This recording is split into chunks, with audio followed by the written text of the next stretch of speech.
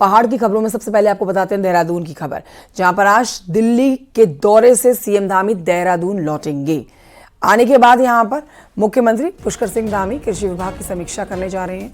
11:30 बजे सचिवालय में होने वाली समीक्षा की बैठक में कृषि मंत्री गणेश जोशी और अधिकारी मौजूद रहेंगे।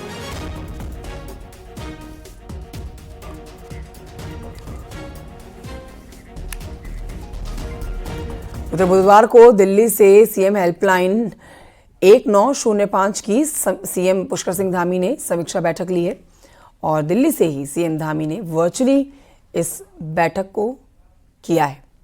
सभी जिलों के डीएम और अधिकारी वर्चुअली जुड़े इस बैठक से। इस दौरान सीएम धामी ने सभी अधिकारियों को लोगों की शिकायतों के जल्द समाधान के निर्देश दिए। सीएम धामी ने कहा है कि लोगों को किसी तरह की परेशानी नहीं होनी चाहिए, उनकी समस्याओं का समाधान घर बैठे हो सके। इसके लिए समीक्षा बैठक की गई है। किसी परेशानियों का सामना न करना पड़े, उनकी समस्याओं का घर बैठे ही समाधान हो, उसके निमित्त आज ये समीक्षा बैठक की है और जिलाधिकारियों को, हर विभाग के अधिकारियों को लगातार लोगों से कम्युनिकेशन करना, जनमिलन के कार्यक्रम करना, उनकी समस्याओं का समाधान करना और चीज़ों का सरलीकरण करना, एक अच्छी कार्य संस्कृति बने, उसके लिए सभी को निर्देश दिए कि पारदर्शिता के आधार पर लोगों की समस्या, जनता की समस्याओं का हल हो। उधर दिल्ली में होली मिलन कार्यक्रम में सीएम धामी यहां पहुंचे और सीएम धामी के साथ केंद्रीय मंत्री जितिन प्रसाद भी मौजूद रहे। यूपी के फतेहपुर सीकरी से सांसद राजकुमार चार ने दिल्ली में ब्रजवासी होली मिलन कार्यक्रम का आयोजन किया था, जहां पर सीएम धामी शामिल हुए।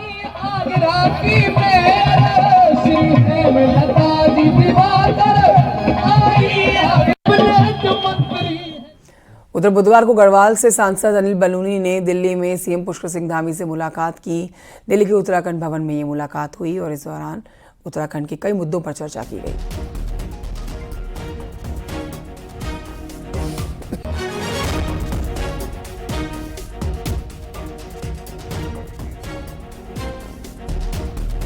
उत्तराखंड में कैबिनेट विस्तार की चर्चाओं के बीच में जहां मौजूदा मंत्रियों के चेहरे पर शिकन दिखाई दे रही है, तो वहीं कैबिनेट में एंट्री की उम्मीदें पाले विधायकों के चेहरे खिल उठे हैं।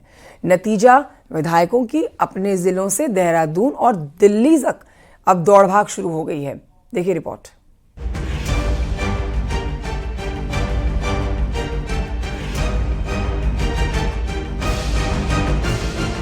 उत्तराखंड में कैबिनेट विस्तार की चर्चा कोई नई नहीं है, लेकिन अब की बार मंत्री प्रेमचंद अग्रवाल के इस्तीफे के बाद इसने एक बार फिर जोर पकड़ लिया है।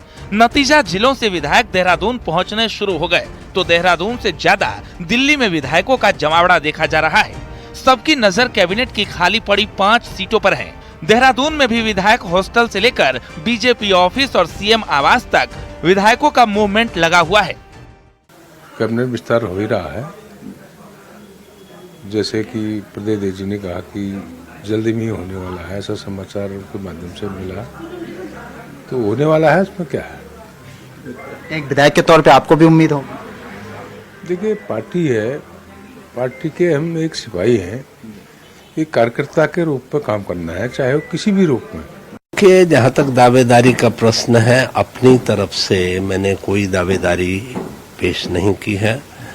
बेशक जन भावना है कि रुद्रप्रयाग और चमोली, जो कि एक जमाने में एक ही जिला होता था, उसको लंबे समय से प्रतिनिधित्व नहीं हासिल हुआ है, भाजपा की पिछली सरकार में भी और इस सरकार में भी, तो इस बात को लेकर के जनभावना है।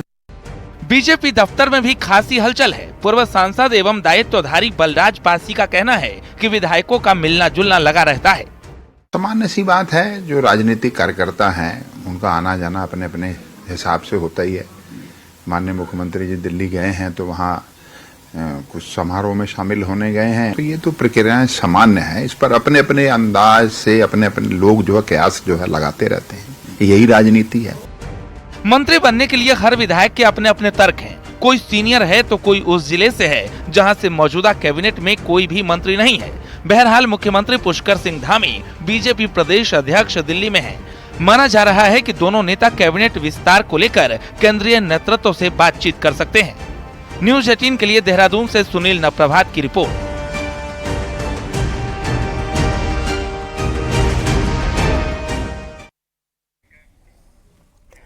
उत्तराखंड कांग्रेस आज से कांग्रेस कुटुंब अभियान शुरू करने जा रही है। इसके तहत पार्टी पुराने कांग्रेसियों के घर पहुंचकर कांग्रेस के स्वर्णिम दिनों की याद दिलाते हुए पार्टी से जोड़ने का प्रयास करेगी। गुरुवार को यहां कांग्रेस के सभी सीनियर नेता महानगर के पूर्व अध्यक्ष हरीश बिरमानी के घर पर सहयोग भी करेंगे और सहभोग में चर्चा भी की जाएगी।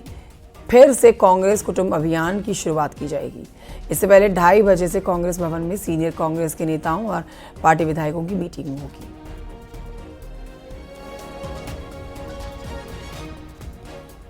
वो मीटिंग लगभग 5 साढ़े 5 तक चलनी है और उसके बाद 6 बजे से आदरणीय विधायक गणों की और सीनियर्स के बीच में वार्तालाप है, चाय है और कुटुंब कांग्रेस के तहत फिर एक सहभोज है।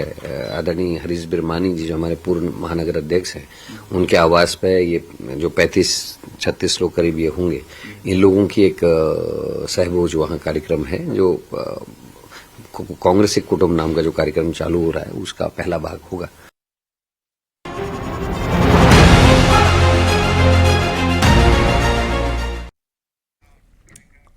हरिद्वार से खबर है जहां पर विधायक कुंवर प्रणव चैंपियन जेल से रिहा हो गया है। 52 दिन के बाद चैंपियन की रिहाई हुई है। मंगलवार को कोर्ट ने चैंपियन को जमानत दी। हम आपको दिखा रहे हैं तस्वीरें और बता देते हैं कि कानपुर विधायक उमेश कुमार के रुड़की स्थित ऑफिस पर चैंपियन ने अपने समर्थकों के साथ 26 जनवरी को फायरिंग की थी। इसके बाद 27 जनवरी को चैंपियन को जेल भेज दिया गया था। कुछ दिन जेल में रहने के बाद तबीयत खराब होने के बाद अस्पताल में भर्ती कराया गया था। तब से अस्पताल में ही थे और अपनी जमानत की याचिका लगाई हुई थी। 15 फरवरी को उन्हें जिला अस्पताल में जब भर्ती कराया गया उसके बाद से जेल नहीं गए हैं और जो रिहाई की अर्जी थी उसमें कोर्ट ने अर्जी को स्वीकारते हुए रिहाई दे दी है।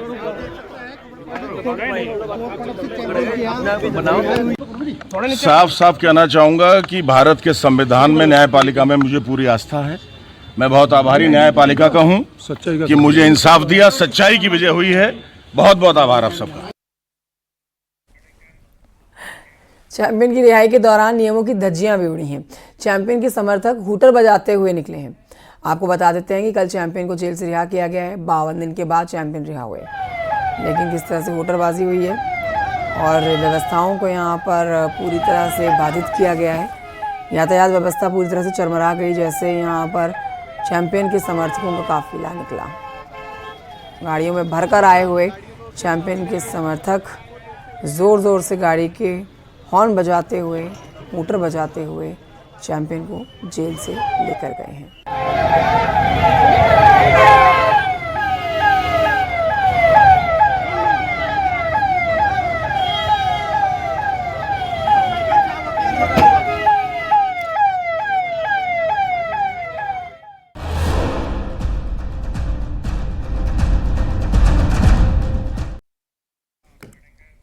उत्तराखंड में मदरसों के खिलाफ एक्शन लगातार जारी है। बुधवार को उधम सिंह नगर में कुल 10 मदरसों को सील किया गया है। जसपुर में 5, गदरपुर में 3, रुद्रपुर में 2 मदरसे सील किए जा चुके हैं। उत्तराखंड में अभी तक अवैध रूप से संचालित 92 मदरसे सील किए जा चुके हैं, जिनमें सबसे ज्यादा देहरादून जिले में है। 52 मदरसे यहाँ पर सील हुए हैं। उधम सिंह नगर में कुल 39 मदरसों को अभी सील किया जा चुका है। बीजेपी का कहना है कि राज्य की डेमोग्राफी और देवभूमि के स्वरूप को बनाए रखने के लिए ये बेहद जरूरी है।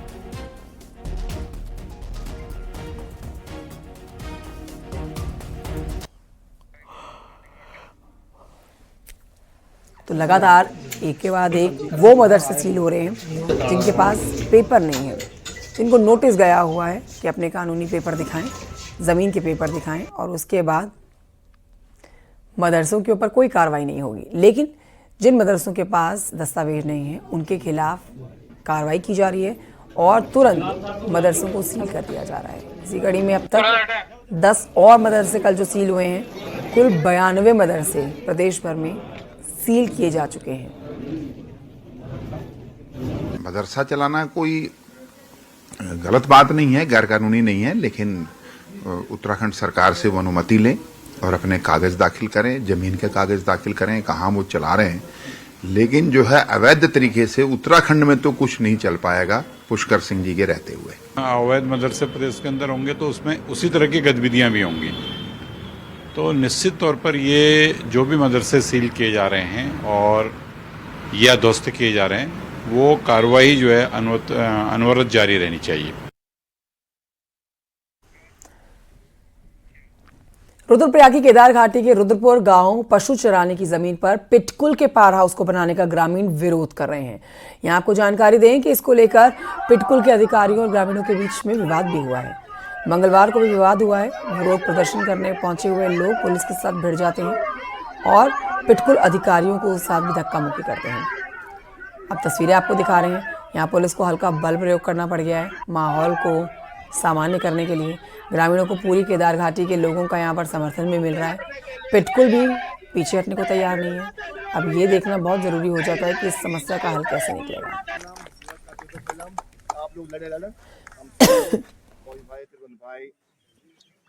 इस कानून से चलता है। हिंदुस्तान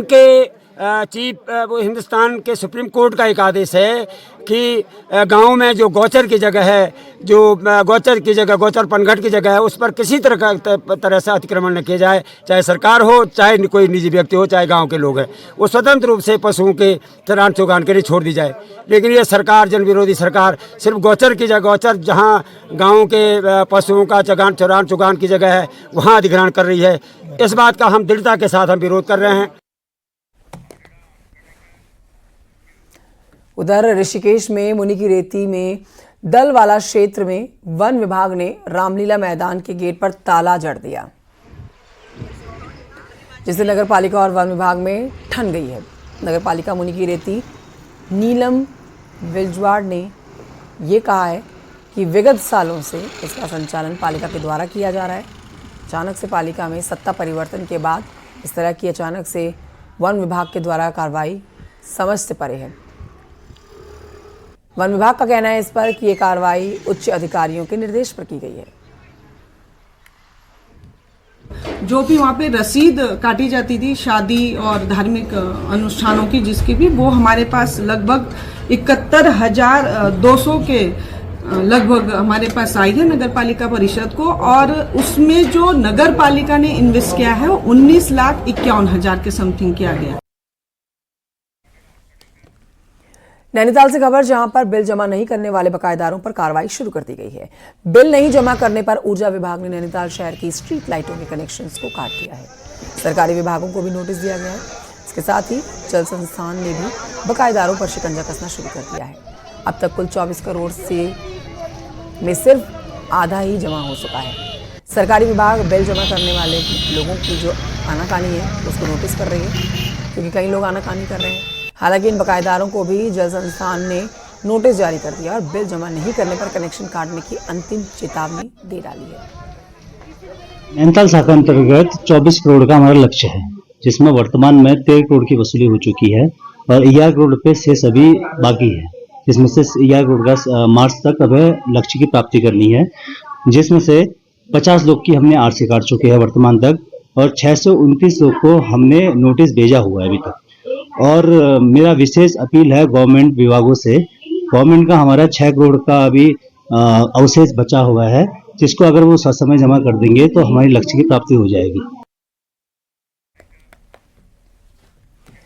चारधाम यात्रा की बात करेंगे। चारधाम यात्रा शुरू होते ही साइबर ठग भी अब एक्टिव हो जाते हैं।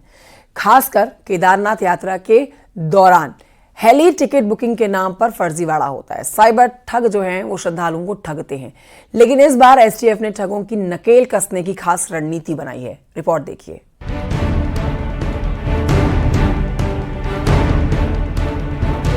उत्तराखंड में 30 अप्रैल से चारधाम यात्रा शुरू होने जा रही है। 2 मई को केदारनाथ धाम के कपाट भी श्रद्धालुओं के लिए खोले जाएंगे, जिसकी तैयारी तेज हो गई है। वहीं केदारनाथ के लिए हेली सेवा के टिकट भी ऑनलाइन बुकिंग होती है, जिस पर साइबर ठगों की नजर रहती है। पिछले साल एसटीएफ ने 65 फर्जी को बंद कराया था। इस बार भी एसटीएफ का साइबर सेल एक्टिव है और एक टीम तैयार की गई है, जो केदारनाथ यात्रा के दौरान हेली टिकटों से जुड़े ऑनलाइन प्लेटफॉर्म पर नजर बनाकर रखेगी। जो है डेडिकेटेड टीम जो इस प्रकार की फेक वेबसाइट्स पर नजर रखेगी और उन पर टाइमली कार्रवाई करेगी, ये बना दी गई है। Cyber crime police station Dehradun में, और कोई भी फेक वेबसाइट या इस प्रकार का कोई प्लेटफॉर्म आता है जो टिकट बुकिंग करता है फेक तरीके से, उसमें हम लोग निगरानी करेंगे, उसके खिलाफ कार्रवाई करेंगे। एसटीएफ ने केदारनाथ के लिए हेली टिकट ऑनलाइन बुक करने वाले श्रद्धालुओं से अपील की है कि वो IRCTC की वेबसाइट से टिकट बुक करें ताकि किसी भी फर्जीवाड़े से वो बच पाएं। इसके साथ किसी भी वेबसाइट पर शक होने पर साइबर सेल से फौरन कंप्लेन करें ताकि फर्जी वेबसाइट्स पर नकेल कसी जा सके। न्यूज 18 के लिए देहरादून से सतेंद्र बर्तवाल की रिपोर्ट। और यही इस वक्त की बड़ी खबर आपको बताते हैं। हरिद्वार से बड़ी खबर आ रही है जहां पर खनन माफियाओं की दबंगई देखने को मिल रही है। सिक्योरिटी गार्ड पर ट्रैक्टर ट्रॉली चढ़ाने की कोशिश की गई है, जिसका वीडियो भी सामने आया है। ये देख रहे हैं आप वीडियो आपके टेलीविजन स्क्रीन पर। इस समय ट्रैक्टर ट्रॉली चढ़ाने की कोशिश की जा रही है। BHGL के सिक्योरिटी गार्ड हैं जिनके ऊपर ट्रैक्टर चढ़ाया जा रहा है। पिटकुल कर्मचारी घायल बताया जा रहा है। यहाँ पर आरोप है कि पुलिस ने अभी तक मुकदमा दर्ज भी नहीं किया है। तो ऐसी मनमानी खौफनाक तस्वीरें आप कह सकते हैं, बड़ा हादसा हो सकता था। पुलकित से लेते हैं और जानकारी। पुलकित, ये तस्वीरें तो हम दिखा रहे हैं, बाकी जानकारी आप इस पर दीजिए कि इस बात ऐसी क्या हुई जिसमें अधिकारी के ऊपर ये ट्रैक्टर चढ़ाता हुआ देखा जा रहा है शख्स। देखिए, हरिद्वार जिले में इस समय पर अलग अलग इलाकों में खनन के और अवैध खनन के कई मामले लगातार सामने आ रहे हैं, जिस पर प्रशासन की कार्यशैली पर लगातार सवाल भी उठ रहा है। ये जो एक नया वीडियो सामने आया है, ये BHL क्षेत्र का बताया जा रहा है। BHL से सिडकुल की जो एक लगी हुई जो नदी है उसका वहाँ का ये मामला बताया जा रहा है, जहाँ पर लगातार जो है अवैध रूप से खनन किया जा रहा है। इसकी सूचना पर जब BHL के जो प्राइवेट सिक्योरिटी गार्ड है वो वहाँ पर पहुंचे और जिस जगह पर ये खनन किया जा रहा है वहाँ पर पिटकुल के बड़े बिजली के टावर भी लगे हुए हैं, उनके भी वहाँ पर गिरने का खतरा है। तो पिटकुल के और BHL के कर्मचारी वहाँ पर रोकने के लिए पहुंचे, लेकिन जो खनन माफिया थे जो वहाँ पर खनन कर रहे थे, उनके हौसले इस कदर बुलंद नजर आए कि उन्होंने उन पर ट्रैक्टर ट्राली चढ़ाने से भी गुरेज नहीं किया और इस छीना झपटी में 2 या 3 कर्मचारी घायल भी बताए जा रहे हैं। इसको लेकर पुलिस को शिकायत भी दी गई है, लेकिन अभी तक इस पे कोई भी मामला दर्ज नहीं हुआ है। लेकिन बड़ा सवाल यह है कि आखिर क्यों खनन माफियाओं के जो हौसले हैं वो इतने ज्यादा बुलंद नजर आ रहे हैं। हरिद्वार ग्रामीण विधानसभा की जो कांग्रेस विधायक अनुपमा रावत, उन्होंने भी कल मीडिया से बात करते हुए खनन के मामले पर जो है प्रशासन की कार्यशैली पर सवाल उठाया था और बड़ी बातें कहते हुए कहा था कि जो बाहर के जो लोग हैं, जो खनन माफिया हैं, वो यहाँ पर लगातार खनन कर रहे हैं और इससे लेकर जी। ठीक है पुलकित, बहुत शुक्रिया आपका जानकारी के लिए। आप नजर बनाए रखिएगा इसका। कॉर्बेट के ढेला स्थित रेस्क्यू सेंटर में अभी 10 बाघ और 10 गुलदार को रखने की सुविधा है, लेकिन आपको बता देते हैं कि इलाज भी यहाँ पर होता है इन जानवरों का। कैपेसिटी अब ऑलमोस्ट फुल हो चुकी है। कॉर्बेट प्रशासन इनकी क्षमता बढ़ाने की अब कोशिश कर रहा है। इस कोशिश में कॉर्बेट प्रशासन के हाथ सफलता भी लग गई है। सेंट्रल जू अथॉरिटी ने इसे बढ़ाने की स्वीकृति दे दी है। जल्दी यहाँ पर 32 बाघ और 48 गुलदार एक बार में देखने को मिल सकते हैं। सेंटर जो कॉर्बेट टाइगर रिजर्व के अंतर्गत आता है उसमें लेपर्ड और टाइगर कई वहाँ पर हैं। इसकी जो परमिशन होती है वो CZA जो है वहाँ से, दिल्ली से, भारत सरकार वहाँ से मिलती है। हमने जो यहाँ पर रेस्क्यू सेंटर की जो डिजाइन वगैरह थे उनको पहले विगत वर्षों में फाइनल अप्रूवल के लिए CZA को भेजा था। उसमें उनके द्वारा कुछ आपत्तियां लगाई गई थी। उसके बाद पुनः हमने इस बार पूरा डिजाइन उसको नए सिरे से बना के, उनके जो मानक थे उनमें बना के उनको भेजा है। और अच्छी बात यह है कि उसमें CZA की अप्रूवल अब मिल चुकी है। उन्होंने उन डिजाइन को अप्रूव कर दिया है।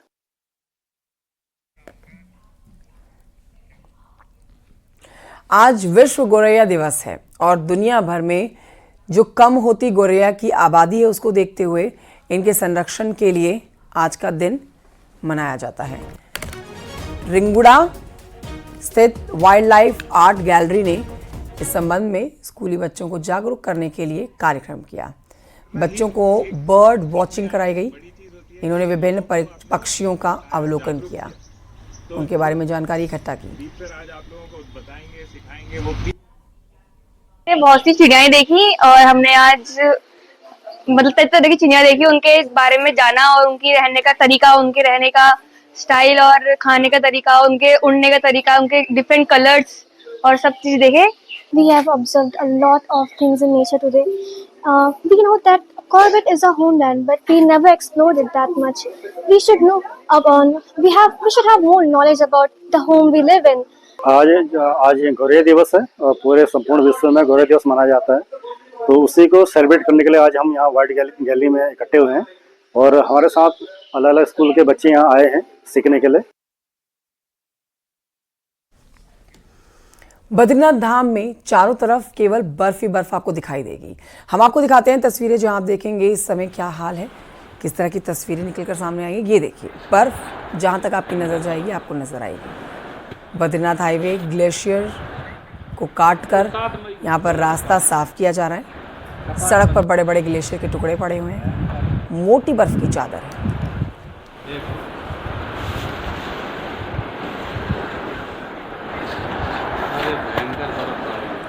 आईपीएल 2025 का रोमांच बढ़ता जा रहा है और अब इस बार उत्तराखंड के लिए एक बड़ी खुशखबरी आई है सामने।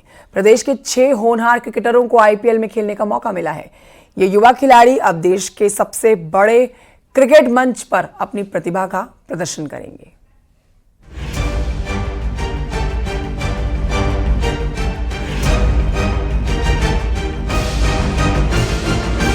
बाईस मार्च से शुरू हो रहे आईपीएल के 18वें सीजन में उत्तराखंड के 6 खिलाड़ियों ने अपनी जगह बनाई है।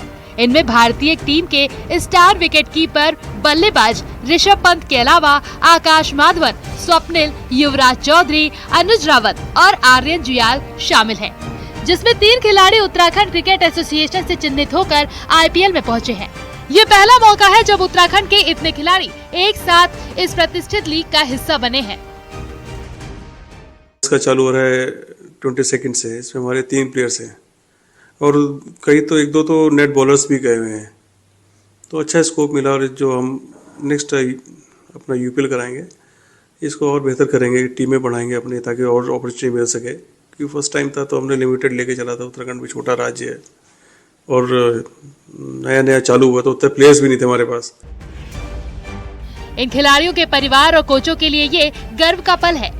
कड़ी मेहनत और संघर्ष के बाद आज उन्हें ये बड़ा मौका मिला है। क्रिकेट फैंस को उम्मीद है कि ये युवा खिलाड़ी आईपीएल में शानदार प्रदर्शन कर उत्तराखंड का नाम रोशन करेंगे और आने वाले दिनों में देश की टीम का हिस्सा बनेंगे। से उत्तराखंड के प्लेयर्स के पास काफ़ी एडवांटेजेस है कि वो आईपीएल में आए हैं और आने के बाद वो लोग देश के लिए भी आ सकते हैं अगर अच्छा परफॉर्मेंस देते हैं वहाँ पर। तो जी बिल्कुल, बहुत अच्छा प्लेटफॉर्म है। देखिए, इनको देखकर आगे के बच्चे भी मोटिवेट होने वाले हैं। हमारे खुद के खिलाड़ी उनको देखकर जागरूक होते हैं उस चीज़ के लिए और अच्छा एक प्लेटफॉर्म तैयार हो जाता है सभी ओवरऑल उत्तराखंड प्लेयर्स के लिए। अब सबकी निगाहें 22 मार्च से शुरू होने वाले आईपीएल के इस रोमांचक सीजन पर है और पूरी उम्मीद है कि उत्तराखंड के युवा खिलाड़ी इस बार आईपीएल में धमाल मचाएंगे। क्रिकेट प्रेमी भी बेसब्री से इनकी परफॉर्मेंस का इंतजार कर रहे हैं। न्यूज़ 18 के लिए देहरादून से सत्येंद्र बर्तवाल की रिपोर्ट।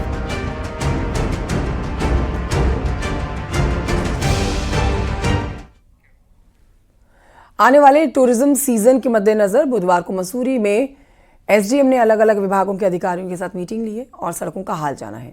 मीटिंग में पीडब्ल्यूडी और नगरपालिका की सभी सड़कों को ठीक करने के लिए, ड्रेनेज सिस्टम को बेहतर करने के लिए निर्देश दिए गए हैं।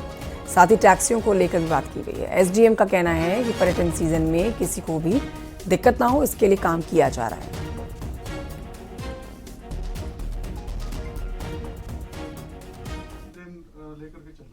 पीडब्ल्यूडी की हमारी जो रोड बन रही है मोतीलाल नेहरू रोड, जिसमें काफ़ी पैच वर्क पहले हुआ है, लेकिन अभी रोड क्योंकि सैंक्शन हो गई तो वो रोड तैयार हो जाएगी। इसमें जो हमारा जहाँ जहाँ पे पानी की समस्याएं हैं, जो जल निगम की रोड कटिंग कहीं पे हो रही है तो वहाँ पे भी वो ठीक किया जाएगा।